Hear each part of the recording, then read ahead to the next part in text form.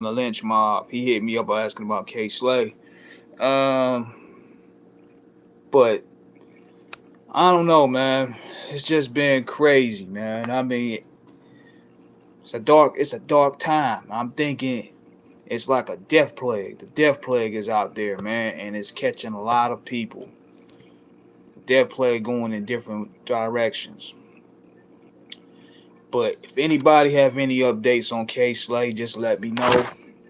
Leave any comments. I'm hoping the best for the brother, man, because just like I said in the first video, man, this brother has been a bridge in hip hop, man. He has always fought for the little guy. When a lot of these corporations, a lot of these publicists, and a lot of these publications don't want to rock with certain artists. K Slay, like, look at it like, look, man, long as you nice, long as you dope, I'm putting you on the tape, man. I'm giving you some light.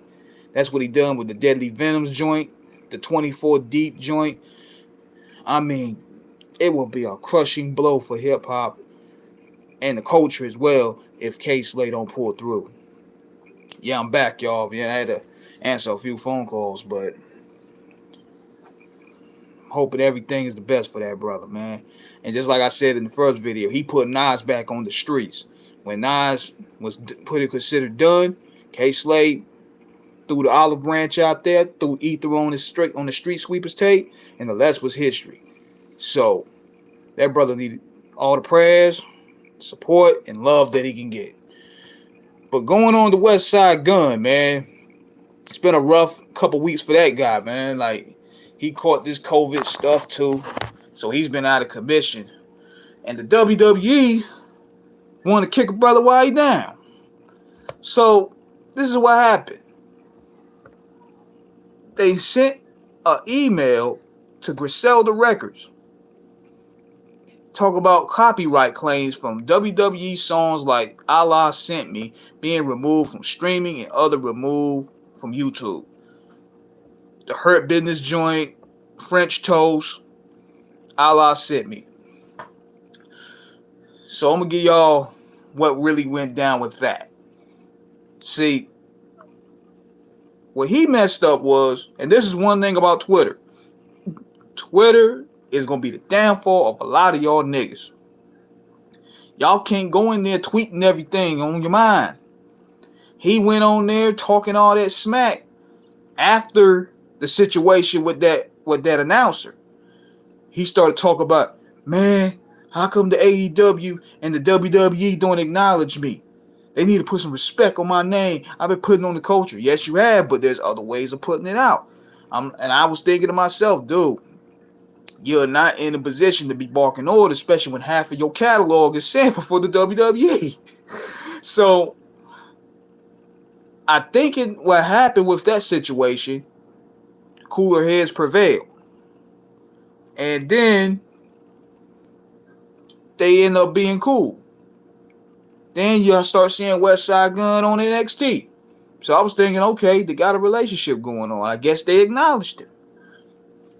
But now, we're in a different situation here. Road Dogg Jesse James, out of here. William Regal, been in the company since 1997, out of here. All other people in catering, out of here. Now, the same day, this happens. They don't even acknowledge Westside Gunn, bro. They took that appearance down from the NXT joint. Let me tell y'all what that is. That's Nick Khan, bruh. That's Nick Khan right there. That's a Nick Khan move right there. Because on the contrary of what people say about Vince McMahon still has somewhat of a heart. It's like, you got to go through a lot, but he's out of touch. But at the same time, he's going to give you a shot. This Nick Khan dude, he ain't fucking with none of them, man. He ain't fucking with nobody. It's strictly business all around. That's why Ric Flair said Nick Khan basically running that ship. Triple H ain't involved, because I'm thinking with these copyrights and stuff, Triple H ain't done one trip like that. Because even with us, We've used WWE footage on some of our YouTube videos, and we've been getting hit with copyrights out the ass. We can't even share nothing over there on the YouTube, on the Instagram with that. That's when Nick Khan start coming around. That's when Nick Khan start coming around. Nah, it's not Vince. It's not Vince, dude. It's Nick Khan. Nick Khan is doing this. Vince McMahon, much as the egomaniac he is, he's not doing this. I can tell you that straight up. Ric Flair probably could vouch for that. He said, nah, none of these moves you seeing right now is not from Vince McMahon. It's Nick Khan. Nick Khan is running this ship. So they probably looked in his background and they saw all this other shit, the Hitler references, and they was like, nah, get this nigga out of here, son. We can't put him on here. So they axed him from NXT. Now they see the music. What I meant to say is that Vince is erasing everything from the black and gold era. It ain't Vince McMahon, dog. Vince McMahon ain't really running nothing. Vince McMahon's like an overseer now. He's like the Al Davis of this thing now. He got people. He just going with whatever. He ain't really. You can look at him right now. That nigga look like walking death right now. That nigga ain't really. He ain't really there right now. Pays a lawyer $1 million a month. Yeah, man, but Vince ain't making the decisions like that. I can tell you that straight up. You could tell by the way that the company's direction is. Anytime you got Regal out of there, Regal been there since 1997, out of here. Road Dogg, one of the biggest draws of the 90s with the New Age Outlaws and DX, out of here. Out of here. Nick Khan taking all this, nigga. Straight up. Same with Westside Gunn. He was like, who this nigga? Out of here. Dude, you got a mean Fat Joe impression. Can you do it again live now? Oh, man. Here we go. Oh, man. Why you trying to start me up, man? I'm gonna have to do it. I gotta get in that mood to do it. I'm gonna do it before this video over with. But I gotta get in that mood. I gotta get in that mood to do it, man. Cause you know, the news with Slay kind of threw me for a loop, man. So I'm hoping everything is good with him. But this whole thing with Westside Gunn, I'm telling you, man, this dude don't care. And keep in mind, with Westside Gunn, they kept that WWE flag rolling. You know what I'm saying? I gotta give them dudes props because number one, them niggas watching this stale product, like dedicated fans, like it's 1998. I gotta give them props for that. Like y'all still watching this shit? This shit garbage. I can't even get through a full Raw these days. And that's been like that for me for almost 10 years now. But these dudes, they keeping the product looking fresh. Even when I'm doing videos for Screwball, and I did 2 videos. I did one with the Road Warriors. I did a mashup for them with Black Poet, Benny Hanna, and it was a joint called Battleship. That shit was hot. And I had people telling me, yo, man, who are these niggas, the Road Warriors? Then they start checking out the Road Warriors. And another thing. Contrary to popular belief, NXT 2 is the right thing to do. NXT is going back to the roots of developing talent. Yeah, it's an unpopular decision because of the people who's running the ship. But it's a good thing and a bad thing. It's a good thing that it's giving people with new talent a chance to really develop their skills. It's a bad thing because a lot of these guys that's running the ship don't know how to book wrestlers. That's the bad part. The idea is good, but who you gonna have to execute? You're gonna have to bring Triple H back in the fold. Triple H just got a little hold of himself. This nigga went ahead and created a whole Ring of Honor. He went ahead, he purged everybody. He studied Vince's playbook. Purged the indies, created his whole little Ring of Honor style for the WWE. Shit.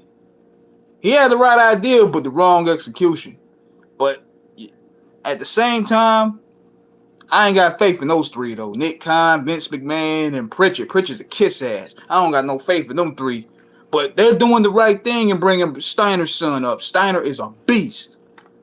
And wait till Baby Brock pull up. Y'all know who Baby Brock is. Baby Brock pull it up.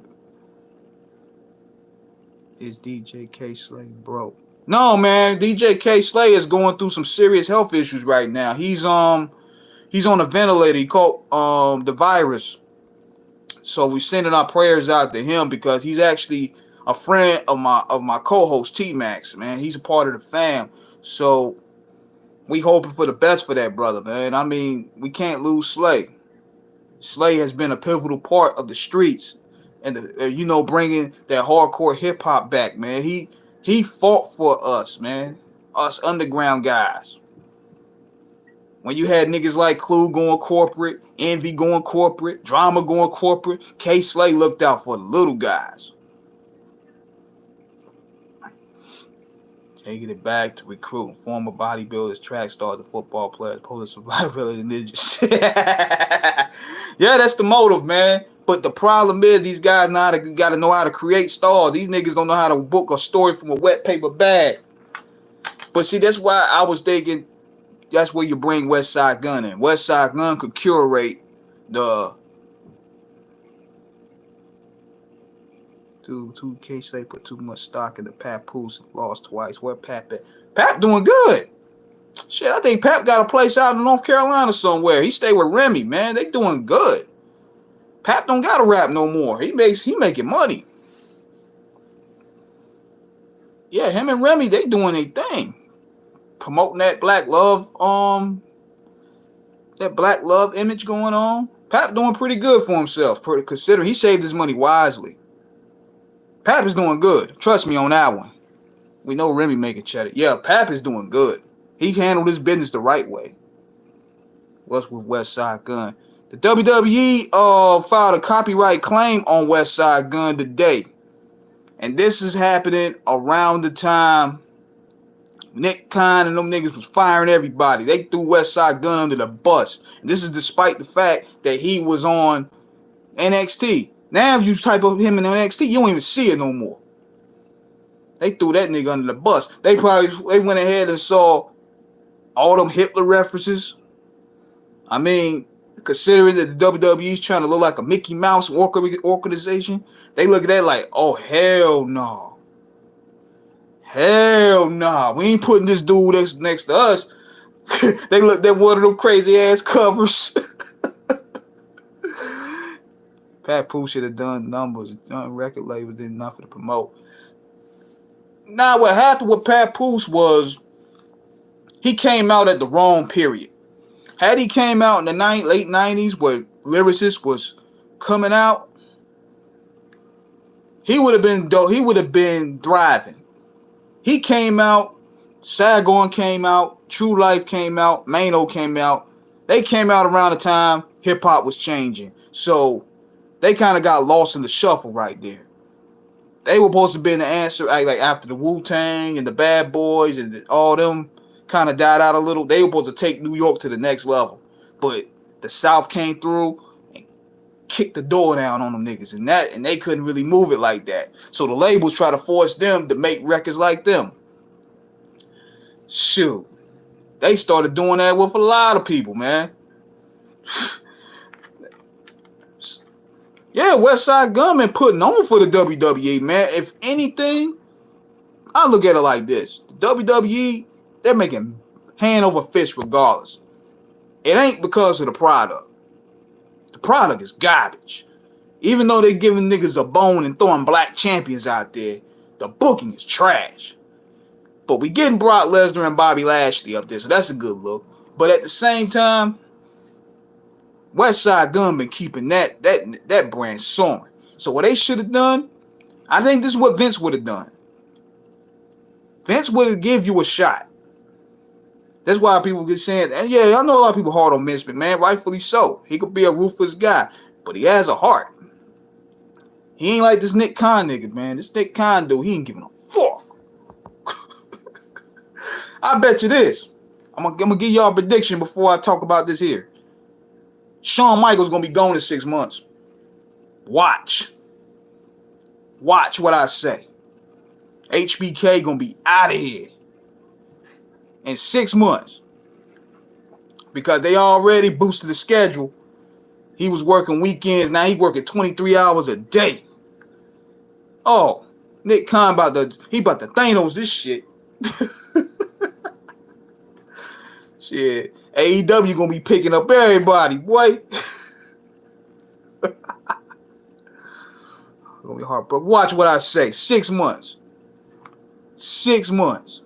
Y'all gonna hit me up. Go back to this video. Damn. Eric said that HBK was gonna get fired. Why you make you think that he gonna get some better treatment than Triple H did? And Triple H is boning the boss's daughter. WWE need to organize a couple. It ain't gonna happen. No, it ain't gonna happen. He got too much power now. Because see, he don't care about wrestling. He cares about the dollar, the mullah. So he's bringing the bags. He ain't caring about the product. As long as he bringing the bags. That's all they looking at. This is what this garbage Peacock deal is all about. And it sucks on the Peacock, man. You know how many, you can barely even rewind these pay-per-views when you're watching them. Then the WWE on Peacock is garbage. I tried watching that pay-per-view the other day, and you got to sit there and wait almost 40 minutes for the replay to come up. Like, come on, man. They were better off just keeping that thing independent because, man, it's garbage. Then you got these commercials. You sitting there watching a Stone Cold podcast, and they running commercials and ads like every 15 minutes. They need to buy the network back. It's too late, bruh. NBC, all them corporate giants got their hands in it now. They done got Vince got old and tired. Why you think he's selling that mansion?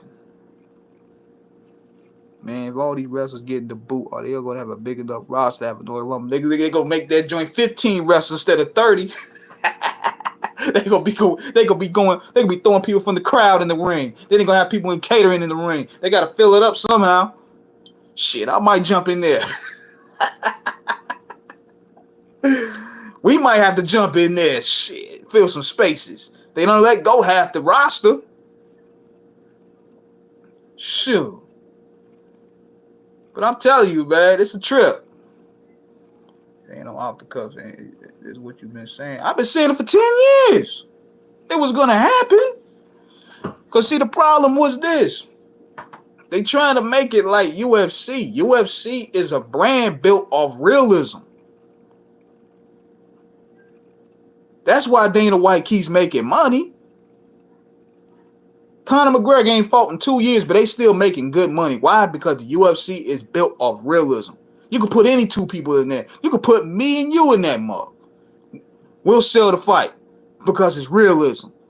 Wrestling ain't like that. It's totally different. You got to sell characters.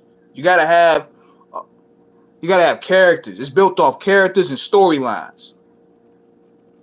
Boxing still exists and UFC still exists because they're selling realism. Wrestlers need characters to sell. Not to say that the UFC hasn't used elements of characters from wrestling. They use a lot of dynamics from wrestling. But the execution is what's dope. Dana White knows how to sell it. I don't like, for example, you go look at two people you ain't even heard of, but damn it, that fight package look good. John Cena. That's where it started. And then see, I even say this, it's not even really his fault. It's the way they booked him. Anybody that fought John Cena, wrestled John Cena was out of here. He didn't make anybody look good like that. He started in the last part of his career. But when he was on his prime, he was running over the whole roster.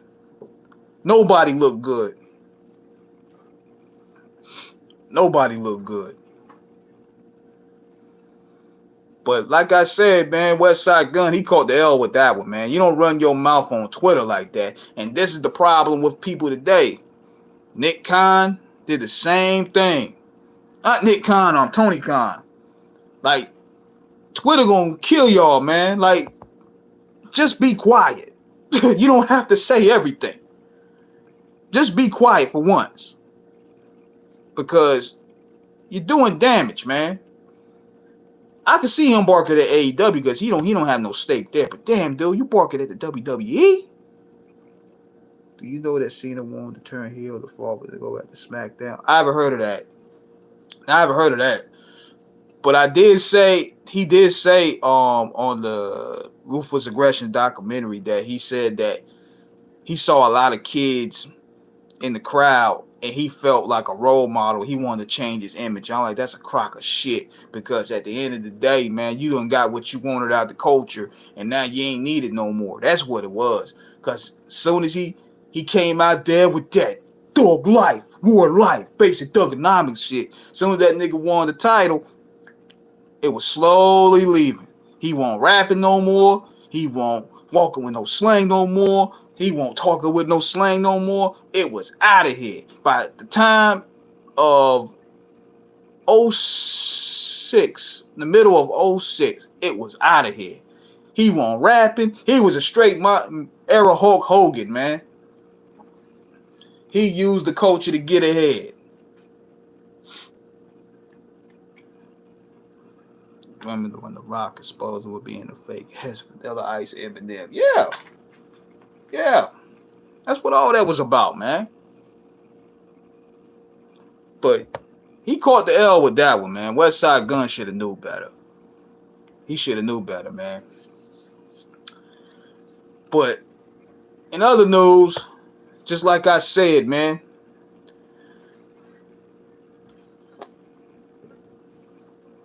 a lot of things been going on in this business, man. And it's just, we trying to re-catch up on things. I done dropped the interview with Speech from Arrest Development. I done dropped the interview from Pop the Brown Hornet from Wu-Tang, which was dope. Now, keep in mind, it's like I said the other day.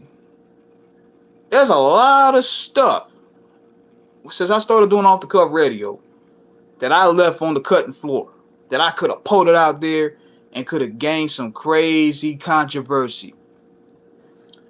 Because, I'm still waiting on the Fat Joe impersonation.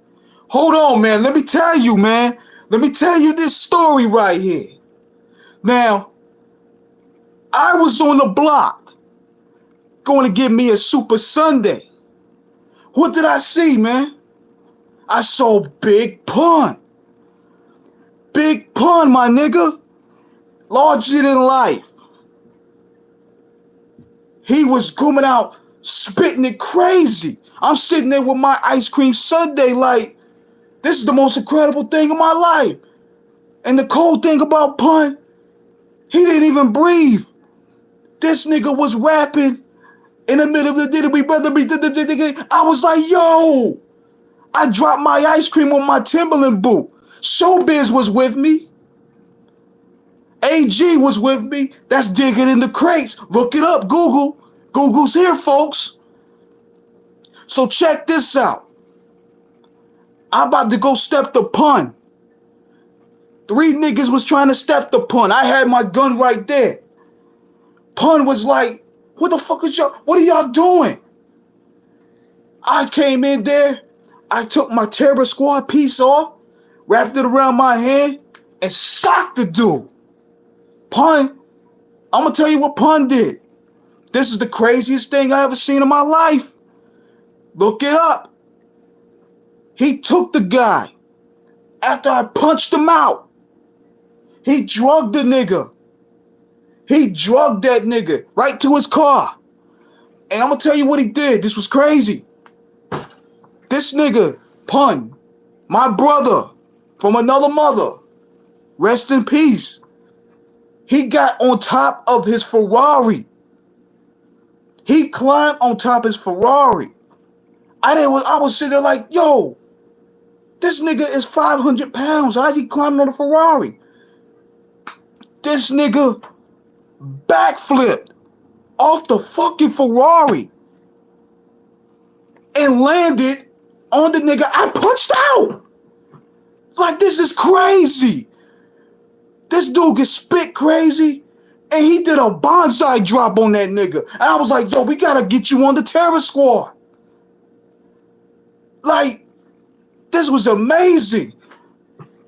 And Pun was like, yo, sign me up. I'm terror squad. And that's how we brought him in.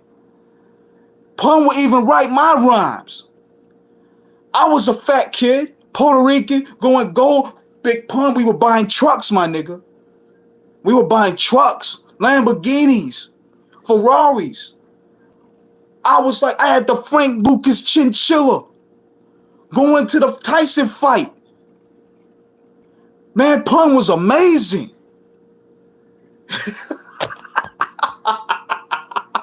I made that off the head. Oh, man. I know Joe gonna kick my ass if he see me.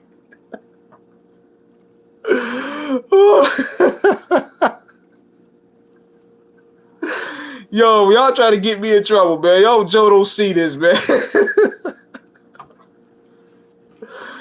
But yo, I had to do that one for y'all, man. That's the first Fat Joe impersonation that I had to do for y'all for the new year, man. There's going to be more to come, man. There's going to be definitely more to come. But it's a lot of crazy things. A lot of crazy things going on, man. And see, it's a lot of things that we can't really cover per se because I don't know how this algorithm is. You got to find ways to manipulate the algorithm. But it appears that you got to watch what you say, first of all, man, because they cracking down on everybody. I'm trying to look at updates for K-Slay. Still the same right now. But I'm about to go ahead and give y'all some truth, right? Give y'all a little bit of truth, man. I got to go ahead and take care of some things. I'm going to let y'all know if I hear anything in regard to K-Slay. So check me out tomorrow night. I'm gonna have I'm gonna have a show tomorrow night. I'm gonna have a show Friday. We're looking to bring the East Siders on. We working on that. We working to bring Corrupt, Crooked Eye.